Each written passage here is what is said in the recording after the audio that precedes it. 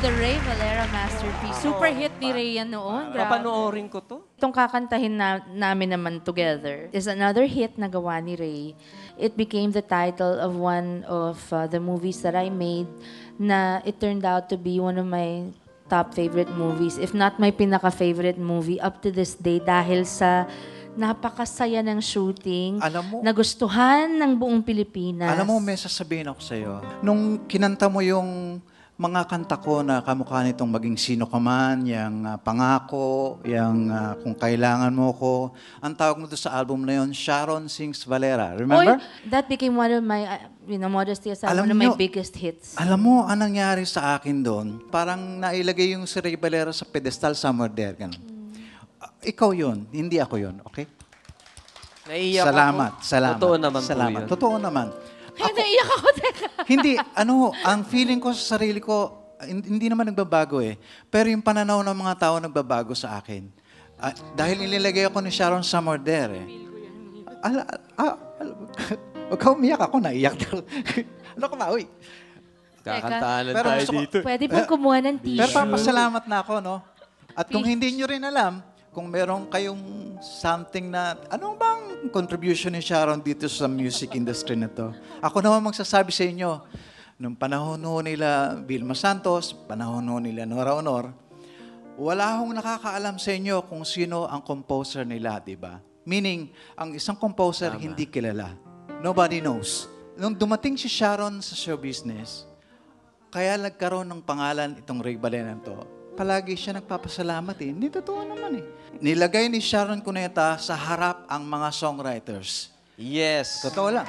At hanggang ngayon, ginagawa niya, no? Sensya na sensitive ako ngayon.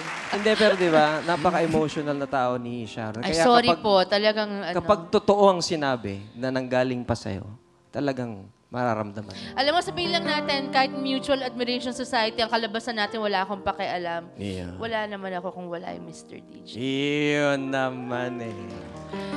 Ayan. Okay, tayo na.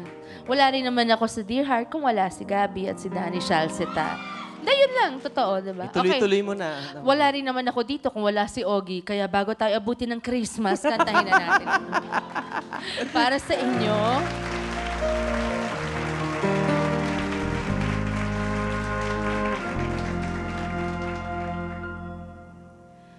ang pag-ibig ay sadyang ganyan. Tiwala sa isa't isa'y kailangan. Dati mong pag-ibig wala akong pakialam. Basta't mahal kita kailan pa man. Huwag kang mag-isip ng ano pa man. Mga paliwanag mo'y di ko kailangan.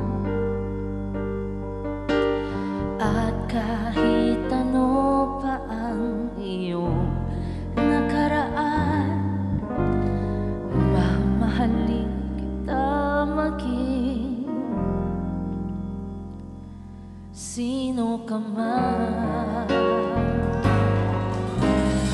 Mahal kita, pagkat mahal kita.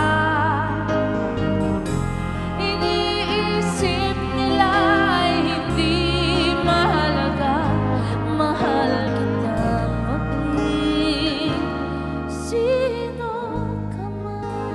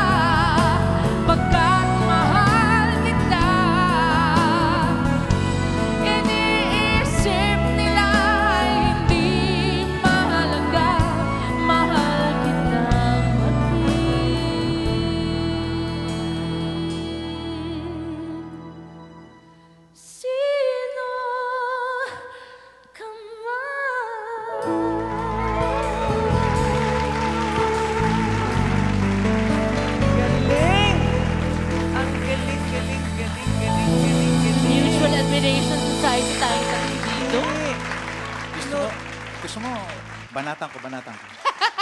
Alam mo, nakakasama ko Tirahin mo rin. sila Rico Puno, sila Haji, sila Marco Diyos ko, Sison. puro kayo tatay ko. Hindi, nakakasama ko yung mga... Si Rico, bastos pa. Pero pag ikaw na nakakasama ko sa stage na ganito, ang feeling ko pag kumakanta ka kasi para bang may history, parang Yes.